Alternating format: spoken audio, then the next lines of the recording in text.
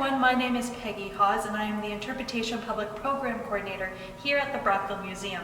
And right now we are in our Made in Brockville exhibit in the carriage hall of our museum. Behind me we can see a lot of different pieces that have come from different industries here in Brockville.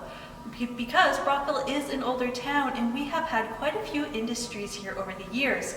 Things like confectionaries, motors, dairy implement factories, and this cream separator was actually made in a factory just across the road from the museum, even a fire extinguisher factory that unfortunately burned down.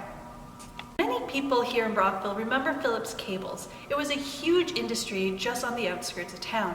And here in our exhibit we have the first copper rod rolled in Canada.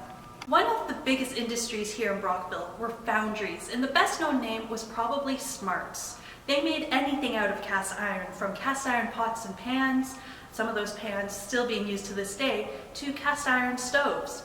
But factory work wasn't always safe. There's actually a story in the newspaper from the 1860s about how one of the boilers at the Smart plant exploded, going about 66 feet in the air and traveling 144 feet, or yards rather, away from the factory to land in someone's front yard on Halliday Street.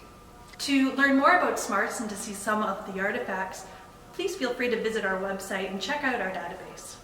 Hat making was a huge industry in Brockville, starting in the early 1900s with Union hats. They unfortunately went bankrupt after about a year and a half, and then Volthausen hats came in.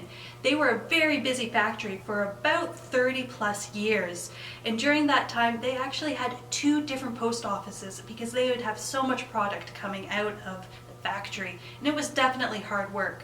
When Mr. Volthausen unfortunately passed away at the young age of 69, Stetson Hats came in and established their first factory outside of Philadelphia.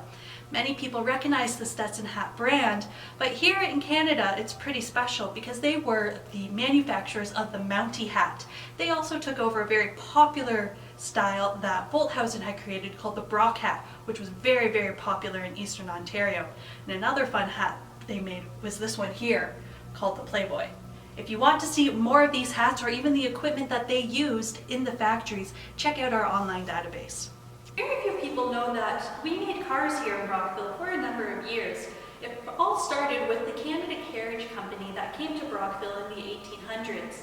After a while, they ended up merging with a couple other companies, and we essentially had an empty factory here in town. Trying to figure out something for their workers to do, the managers of the factory decided, let's start making cars. The first car they made was called the High Wheeler, which was essentially a motorized carriage.